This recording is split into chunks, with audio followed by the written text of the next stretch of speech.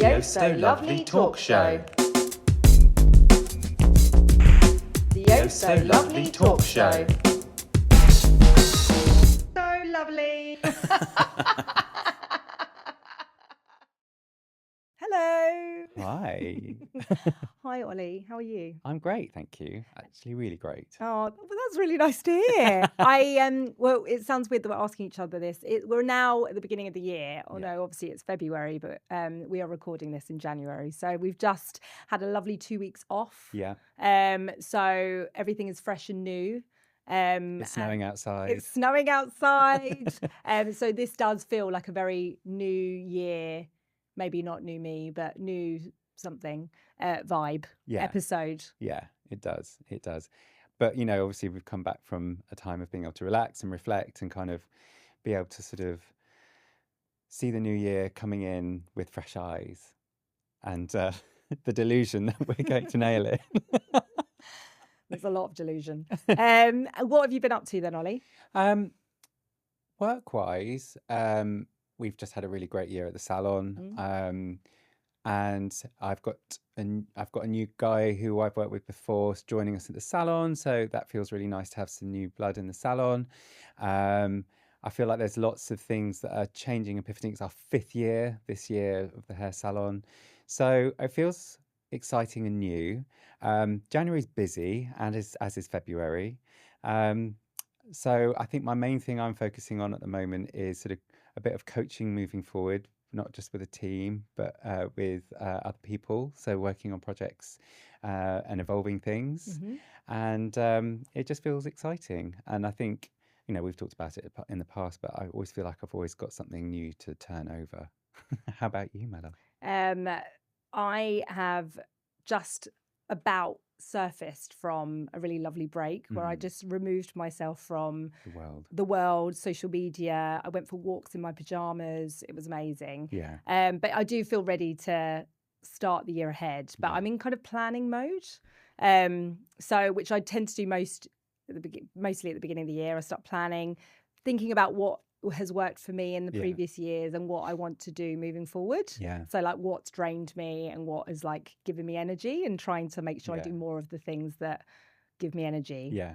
Obviously makes sense, doesn't it? It does. So it's I'm quite a planner. Yeah. And I spend a lot of time planning things. Yeah. And I think this is why I saw a video which I sent to you, Ollie. Yes. And it did I don't know, it struck a chord with me because I don't know. I've always thought that planning was a really good thing, but I don't know.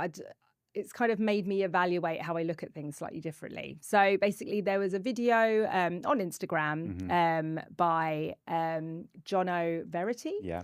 And he often does lots of videos where he's cycling around, and he does these kind of really like motivational, if not just interesting speeches, monologues about what's happening around in his life. And this particular one was focused on age. So he's turning 50, and the whole kind of idea around the video was that, you know, he was starting to feel that he's kind of getting older and, you know, getting a little bit weaker and not feeling as strong as he used to be. And he was looking at photos of him when he was even 10 years younger and thinking, oh, look at me, you know, I've changed, and kind of being a bit down about it, I guess. Yeah. And then he tried to basically reframe it. And I found the reframing like really, really interesting and really quite motivating, because he spoke about the fact that often we're constantly looking forward. So like, what is next? What is next? What is next? And not actually, you know, enjoying the present moment. And the issue with that is we will get to a point when, you know, we're maybe older than we are now. Say we're in our 70s or our 80s or our 90s even.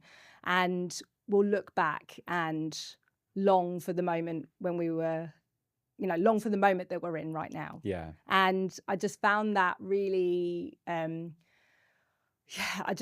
it really hit me because actually because I'm such a planner, I am actively, even though I find it helpful to organize, it means I'm always looking forward. Yeah. So by planning, by thinking about what I'm doing in the future, I'm actually missing the now and the moments that are happening now. And I think as creatives, it's something we're kind of almost like taught to do, Yeah. because within our industries, that's often how things work. We're Yeah. constantly shifting forward. And I don't know, I feel for me, it kind of made me a bit sad, actually, to think of myself in years to come Yeah. feeling like I've missed out on the time that I'd had. And I don't know if I'm explaining that well, or if there's anything you can add to that before we go into it a little bit deeper. But yeah, I just wanted to get your thoughts on that, and yeah, just kind of how you feel about it, really. It's interesting because when you sent that to me, because I'm 51 now, but when it's obviously resonated very much with me because we're in the same sort of decade, and I did this. I think I mentioned this before, but I did this when I turned 40. Is I dreaded turning 40, and I also dreaded turning 50. But as soon as I stepped into my 50s, I was like, this is really, really great. And I totally agree with you. And I do think we're, as a creative, I think any creatives, we're not very good at accepting what we're doing and being grateful for what we're doing. We're very good at kind of just downgrading everything and pushing things aside. But that's probably our project. But our actual lives, I think I have definitely found a point now that I really do just step back and enjoy the time I'm in now. And I do think there's lots of factors that kind of step in to make that happen, because I think you have to be in a much better headspace yourself anyway. And I think, everyone's on living their own lives and doing their own projects and doing their own things, or in a collaboration with work, or in a relationship where you're having to co-navigate through life. So when you're talking about planning, when you've got a family, you have to plan an awful lot. And we had a great time for your 40th birthday, and you did loads of planning for that, but you created some really magical moments in that. But you almost had to make space for that to happen. I think for my husband and I, we haven't got any dependents as an immediate family. We haven't got kids. And we've had the luxury of the last year, we haven't had a dog either, to actually just enjoy life. But it's actually making space for that to happen, and I do think that involves planning. Because I'm planning the things, for instance, I might be planning how to navigate my career, or I might be planning a birthday, whatever it may be. I will spend a lot of time doing that. But ultimately, I do enjoy doing planning, so that's fine. But while I'm doing that, because I'm looking ahead, I might be in a moment that I'm missing. Yeah. So an obvious one for me is, I think I said it the other day, like my children will be around me and maybe one of them's like, I don't know, smashes their head on a wall. And I'm like, oh, I missed that because I was distracted. Or, lovely things could happen. Yeah. They maybe start walking for the first time, or they do something that they say a word that I maybe would have missed, and makes me really aware of that. Yeah. And I think, I don't know, like when I was listening to this video, he was talking about things like, I don't know, just the simple things like, I don't know, you mentioned doing a leaf angel amongst the leaves, things like that can only happen in the moment. Yeah. They're not things that you can plan. No. And I guess the fear is that I'm not doing enough of those things. So those little things like, I don't know, just things you can't plan, basically, just because you're completely in the moment. I think there's planning and then almost having too much of a schedule where there can't be spontaneity. Yeah.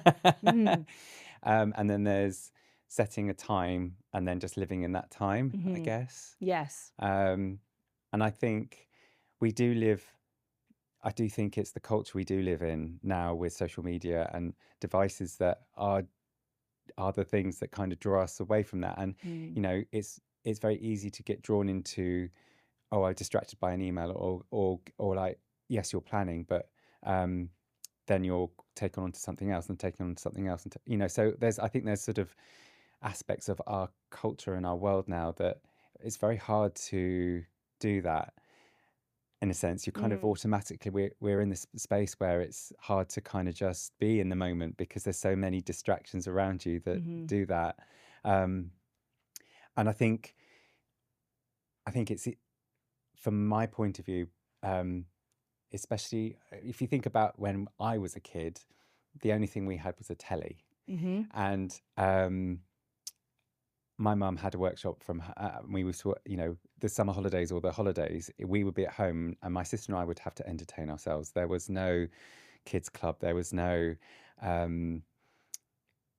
babysitter or anything like that, so we had to entertain ourselves, and we created our own little sort of fairy tale worlds, and and actually being bored created a whole fantasy land. Or we'd crash around the countryside, build dams or whatever. Whereas now, you've got a family, it's almost like you have to make sure there's something for everything. So perhaps it is sort of culturally our ability to live in the moment is really hard, because it's almost like expected that there's got to be all these levels of entertainment or distraction of some description. So I think culturally it's hard for us to do that, and then also to be able to kind of give yourself permission to step away from that and do the mundane and live in the moment is really hard. Figuring you need to plan time, I guess, to do that. Yeah, you do. I was thinking of an example of what you mentioned within the creative industry. So you were saying when you were younger, rather than having to be entertained all the time, you would create dams and do all these things in nature, which I think is amazing. And you're completely right. I know with my children, I try to do that, but they get bored very quickly because they are so used to being taken here, there, and everywhere. As creatives, I do think often we always are kind of getting pushed to create something for a reason almost now. So, whether it is to enter a competition or because someone's paying you to, or, whatever that may be. And that can then mean that everything is still restrained. And actually, that's the opposite of what creativity is. Creativity is actually being in the moment and just seeing what comes out of it. And I know for myself, I often don't give myself enough of that time to do that, be it with hair or any other kind of artistry. And I don't know. I know now, speaking to you about it, I think that is something that's definitely needed. But for whatever reason, I don't know, because we're in this society now that's driven on success and seeing what you've achieved from something, it makes it really difficult to not feel like you should be doing it for that reason. If that makes sense. I totally agree with you, and I think it's one of the. I'm working on a project with Vanessa, and we're doing a collection, and I've been getting a little bit in my head about it, but it's partly because I haven't actually given myself the time to actually experiment and play around with it, and again, it's like talking myself off a ledge, like, oh God, it's going to go wrong. So I just haven't done anything. So it's like, I've got to earmark some time for that to happen. And, it's allowing yourself to make those mistakes with those things, because, from that mistake, something amazing is going to evolve and happen. And I do think in our industry, and I think bringing back age into it and sort of from my perspective and seeing some people who are much younger, about the fear of making mistakes is so much more palpable for them than it is for me, because I think that's part of, you learn from your mistakes and you have to make these things happen for you to be able to move on. But I think it is, like being able to just step back and just enjoy a moment in whether it's creating a project or just doodling or just building something and just seeing what comes out of it, or sitting in your front room, turning the music off and just looking out the window and just seeing what happens. Your mind then goes on a nice little journey. And I think those are the moments that are really important. And I think, like, going back to that whole clip from Instagram, is not kind of wishing your life away in a sense. So actually living, sort of using the time and the moment now and enjoying those little moments and making them into something. Does that make sense? Yeah, totally. Yeah. I think I saw a quote. So the question isn't how do we stop aging? I guess it's how do we notice what we already have before it becomes something we miss? I feel like the older I've got, I think the more valuable time is. I'm not saying like, oh, I haven't got much time left, because I've got plenty of time left. Yeah. But I do feel like when you're younger, hopefully you're fearless and you just crash into things and just do things the way you want to. As you get into your 30s, you have a little bit more of an idea of what you want to do, and you're learning about yourself. Your 40s and your 50s, and it gets to a point where you know what you want and know what you don't want in your life. And I think that's been like the biggest sort of wake up call for me. It's just like, I'm not going to entertain anything that doesn't do anything for me. Like, I'm not going to waste time on people, situations that I'm not happy in, and literally focus on the times that I want to be in. And I feel like that's so freeing. Like, it's just being able to just like, no, I'm not going to do that. Yeah. How have you got to the place where you know what things feel good and what things don't? Do you do a big assessment? Yes, I have a big checklist. A big checklist. I have a score sheet, and I have a big Get out. Get out the Yeah. door.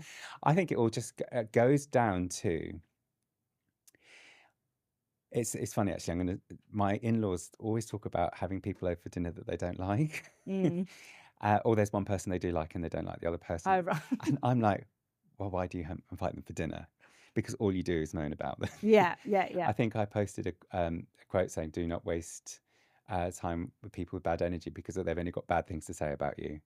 And I just think that's one of those things. And like, if I always feel like I go with my gut feeling of a situation. If something sort of is evolving and I'm like, there's something just doesn't sit right inside me, then I'm not in. Great. I'm out. Yes. Because life's too short, and Yeah. I don't want to wait. I'm not going to pretend to enjoy that situation. This phase doesn't lie. Yeah. It says exactly how I feel. So I don't want to put anybody through that, let alone myself. So I guess key things then for trying to live in the moment, obviously make sure that you're choosing the right people around you. Yeah. Yes, Yeah, sure. that's like a definite. Yeah. On you're doing the things that you care for. Yeah. Because then you're never going to regret that, are you? I Yeah. guess having those right people and doing the things that align with what you want. Yeah. Where I was researching, and then there was a term called locking in. So basically means being focused on what you're doing. Ultimately, and from what I could gather. In my head, I just thought like some people are good at it and some people aren't. And I think apparently it's like a learned skill. How is it? So actually it's being aware of what you're doing. So if you are then suddenly, you're meant to be focusing on, I don't know, making a candle, I don't know, whatever it is that you're doing. But then you start drifting off and thinking about something else. It's being aware that you're doing that and bringing yourself back. And I think I found that kind of quite interesting, because I guess I always just thought I was just, like I said, a planner, and I'm constantly thinking about something else, and it's just really difficult for me. So that I thought, actually, if that's something I can learn and I can get better at, then that's always going to be a good thing, isn't it? Or just being aware of the fact that you're drifting off and maybe not being present. Yeah. One of the obvious things that will not let me be present would be my phone. Yeah. And I think you could definitely kind of agree with me with that. The hard thing, and the thing I often say is, I'm trying to get a photo or something like that, which I am. And I think it's part of our art. I do love going to gorgeous places and taking photos of it. And I also love going through my photos and looking at them and going, oh, wasn't that wonderful? Yeah. But there's very rare moments when I don't do that. Yeah. And I think it's like ensuring, like you said, with the leaf angel, I'm sure you weren't taking photos of that. But, that having those moments that you're like, actually, this is a completely phone-free moment. Yeah. Or day or week, or making sure. And I think it's like almost planning that, but having moments within the week or the day or the month where you basically go, no phones. Yeah. Again, I think it's interesting. I mean, being a business owner and then having all the projects that we have going on. So we are also consistently working, we're not just doing our job, we're also thinking, I need to market. How am I going to market this? How am I going to put this out there? How am I going to do this? How am I going to do that? So we are programmed to constantly think, how are we going to document something? How are we going to validate this moment, or da da da da. So, you know, I've got 4 Instagrams. The hair one, the salon one, the academy one, and the So Lovely talk show one. There's 4 things to consistently think about. You know, and that could be someone in the salon think about salon content. I need to think about what my message is, you know, so that we've all got these things that we're constantly like thinking that we need to document and plan. And we're suddenly becoming like, we have to manage so much in our career of what we need to document and record. And then you've got your personal life. And then it's like making sure you're present in your personal life and not then going, I need to do this, I need to make sure I document that. And it's funny actually, because my personal social media has completely dropped off the radar. Whereas my husband's really good now at getting reels, or he calls them reams, which I find really hilarious. But he has such a joyful and devil may care attitude to life. So when he does things, I love it, because it's almost like being quite voyeuristic about watching how he's enjoying the moment. So I'm like, you just collaborate that with me, because you're going to capture it in much more of a fun way. But I love that in the sense, because I think, you know, our careers are so dominated by this. His isn't at all. So when he gets his phone out to document a weekend or our Christmas or whatever, it's so much more fun than me trying to do it. And because I guess you're probably doing it needs to be done in a certain way, in a perfect way. And I'm trying to get that kind of out of focus, in focus angle. And he's just getting this silly moment. Just totally. Yes, exactly that. And I think also, like, we're and actually, you know, we take so many more photos, and, you know, we're constantly on the screen to sort of be in that moment. But, you know, someone was saying, how many times do you video or photograph firework displays and you never look at them again because they are terrible? And actually, all you need to do is look up and watch the firework display and enjoy that moment, rather than try and film it. Same at a concert. You know, the concert's there, not through that lens. I must admit, fireworks and concerts I don't record. I am in that moment. Good. So I can do that. But I think, you know, again, like with age, I feel like I'm at an age where I just don't feel like I need to live my life through the lens, my personal life through the lens. But you see the younger generation, literally, that's what it's all about. So the average person apparently is on their phone. You know, you can look at how long you've been on your phone. The average person is on it 4 hours a day. Wow. I went on my phone, and yesterday I was doing admin, so I was on my phone. Apparently I was on my phone for 9 hours. 9 hours. I was horrified. Like, I genuinely was like, do I burn it now? Is that how I get out of this? That is a full-blown addiction. No, but I was working, so I was using it as my means to make stuff. But 9 hours is a very long time. And, you know, I was living in the moment in that I was creating the stuff I needed to do. But I'm like, that's 9 hours of my day gone. But you are good at, you know, you do put your phone away in the evening. Like you do. You know, there's a point where you can't contact you. Yes. She's gone now. She's gone now. That was like a forced thing. Yeah. And that was before I knew the 9 hours. You might not be able to contact me all day now. Now I'm going to have to just get rid of it. So I think it's a definite issue, isn't it? That. So it's trying to navigate that and try and work with that as well. But I do think, I now keep bringing, you know, talk about age. I feel like I've definitely hit in the last year a calmness about, and I think also, like I said earlier, it sort of all depends on what's happening in your life around you. You know, I've been married for 16 years this year. We've been together 20 years this year. You know, we stood the test of time, but there are times where things are really great and times where are really tough. And the last 9 months have been really great. So you enjoy that time with your significant other and living the moment and like, I'm enjoying this. But when times are tough, it's almost like you do look at a way of distracting yourself from that. And you know, you can be there for that person, but there's only to a point that you can be there. You know, the work has to come from the other side as well. Yes. So it's sort of, I think sometimes, you know, when you go through a darker time in life and then you're coming out the other side of that and then you're hitting a really nice rosy moment, that's when you need to really be like, I need to live this time. This is it. And when you've been working on a relationship for 20 years, those moments are very clear. And, you know, it's time to enjoy this. I guess you know that this is it, and maybe that it won't last forever as well. Yeah. I guess. And I can't remember where I read it. It's definitely on Instagram when I was doom scrolling. But it is being, you know, it is about sort of like, you've got to just live for the day, because, you know, tomorrow's not guaranteed. And actually, this is what Ollie always sort of says, you know, and, you know, my sister lost her husband 12 years ago, and they were planning for the future, and it was like waiting for the time he could retire and from the Navy and then move on, but they never got that moment.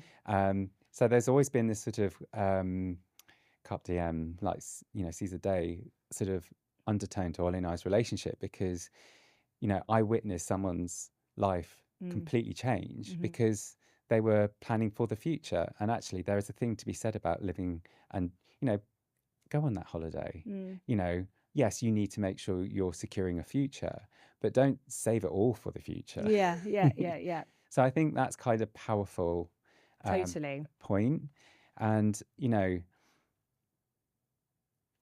I've said this before, like Ollie and I haven't got kids, so we've got no legacy to kind of leave to a younger generation. But your world, you've got, and I was thinking about this morning. It's like, what's the worst that could happen? You know, I own my own business, so one way or another, it would have to be really terribly bad for it to go horribly wrong, as far as that's concerned. But you're responsible for these two little people's lives. Well, one of them's falling into a wall when I'm on my phone. And although they will one day grow up and leave the nest, but, you know, you will always be thinking about them, worrying about them, wanting the best for them, and hoping they're not going to make mistakes, but you've got to let them make those mistakes. And that's a massive responsibility. And, you know, and perhaps that's part of why you're always planning something, because you've got to plan that. Would that be true? Yeah, no, I think it definitely is. And I think I'm very aware of time with them. I think that's probably the time is maybe centered around them. They're getting older, and there are certain things you can't do once they get older. So I'm planning to make sure I'm doing things at the right time and stuff like that. But I just think that, you know, life, as we know, is not just about the end goal. As we know, there isn't like an end, really. So it's like trying to learn to enjoy the journey just as much as that end point. And I don't, things like traveling to a destination, you know, obviously the aim is to get to that destination, have a lovely holiday or do a work trip or whatever that aim is for that destination. But you've got all that time getting there. Like whether it's on a plane or a train or whatever, like, can we live in that moment and see that for what it is? Do you know what I mean? Like, it's just because I'm sitting on the plane going, oh, I just can't wait to get there. Actually, that lovely moment when I'm on a work trip with you, maybe on a plane, we're laughing about something, or I'm with my children or whatever, or it's been a nightmare because one of them won't sleep. Actually, yes, I know it is annoying, but also I'm going to be looking at that moment in years to come going, oh, how lovely that we did that, or, you know, and I think that's kind of what I mean in that, you know, there is a goal, but there's that in between bit that sometimes I think gets missed, and I don't want to miss that. No. I don't think you need to put too much pressure on yourself. I don't want to miss it. It's the I was talking about this with a friend. It's like, you talk about that journey. Do you remember Game of Thrones? Yes. everyone was really disappointed at the ending. Mm. But the best part was watching 7 series of Yeah. this amazing show. And you know, our destination at the end is the end. Yes. Yeah.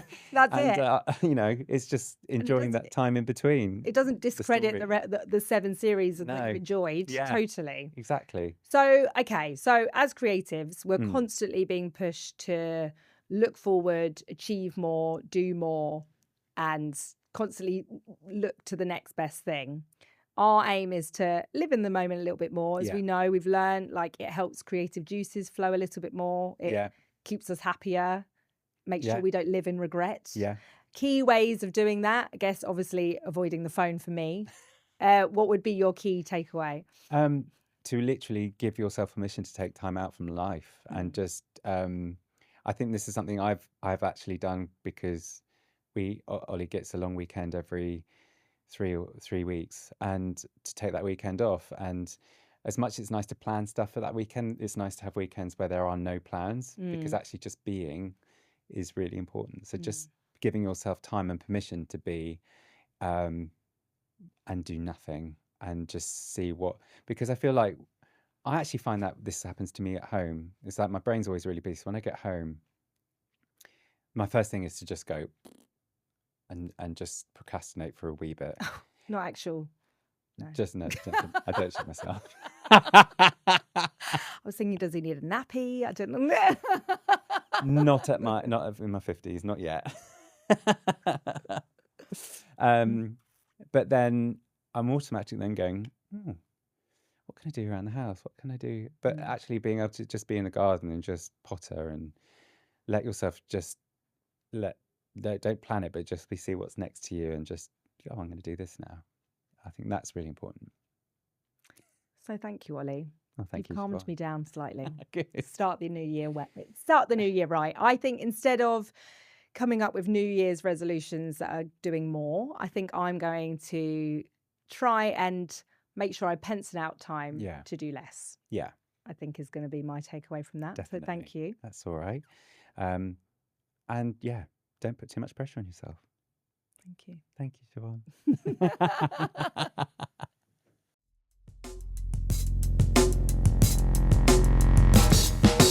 The Oh So Lovely Talk Show. The Oh So Lovely Talk Show. So lovely.